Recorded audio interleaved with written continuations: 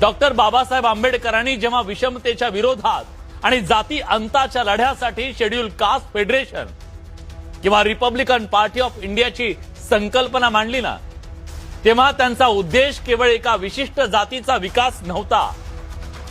या देशातल्या शोषित, वंचित आणि हजारो वर्ष परिघाच्या बाहेर फेकलेल्या सर्व घटकांना अनुसूचित जाती या एका छत्राखाली त्यांनी आणण्याचं काम केलं. त्यांना एक राजकीय, सामाजिक आणि घटनात्मक ओळख देणं हा त्यामागचा मुख्य हेतू होता. तो साध्यही झाला. आंबेडकरी एकीची एक राजकीय ताकद, याच एकजुटीच्या जोरावर आंबेडकरी समाजानं देशाच्या राजकारणामध्ये आणि समाजकारणामध्ये आपलं अढळ असं स्थान निर्माण केलं. पण उपवर्गीकरणाच्या मुद्द्यावरून एका नवा वाद पेटला आणि या ऐतिहासिक एकजुटीच्या वज्रमुठीला तडे जाण्याची भीती आज निर्माण झाली. एकाच छत्राखाली असलेल्या भावाभावांमध्ये अधिक वंचित आणि कमी वंचित अशी भिंत उभी राहताना दिसतेय, जे चळवळीची ताकद कमी करणारी ठरतीये का, हा सवाल आहे. अनुसूचित जातींच्या उपवर्गीकरणाच्या मुद्द्यावरून सध्या संपूर्ण देशभरात, महाराष्ट्रात सुद्धा एक नवं वैचारिक आणि राजकीय वादळ घोंगावू लागले. सर्वोच्च न्यायालयाच्या त्या निकालानंतर या विषयानं जे गंभीर वळण घेतलेलं आहे, त्यामुळे आंबेडकरी चळवळ आणि दलित समाजमन अक्षरशः ढवळून निघालंय.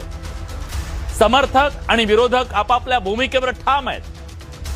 पण या वादातून उमटणाऱ्या तीव्र प्रतिक्रिया तितक्या चिंताजनक आहेत. एकमेकांच्या आदर्शांवर टीका केली जातीये, एकमेकांच्या झेंड्यांबद्दल बोललं जात आहे. ज्या एका झेंड्याखालचा समाज आज अनेक झेंडे खांद्यावर घेऊन फिरू लागलाय. या पार्श्वभूमीवर एक अत्यंत संवेदनशील पण तितकाच महत्वाचा प्रश्न आज बडे मुद्देच्या माध्यमातून आपण मांडतो या महाराष्ट्राच्या समोर. उपवर्गीकरणाच्या वादामुळे आंबेडकरी जनतेच्या ऐतिहासिक एकजुटीला तडा जातोय का?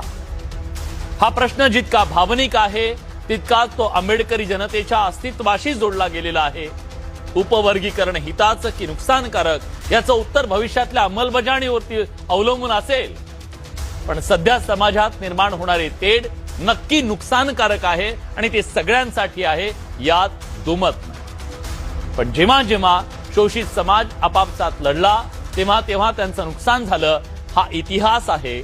उपवर्गीकरणाच्या मुद्द्यावरून जर समाजात अंतर्गत कटुता निर्माण झाली तर ती बाबासाहेबांना अभिप्रेत असलेल्या प्रबुद्ध आणि एकसंध समाजाच्या स्वप्नाला नक्की नख लावणारी ठरेल, यात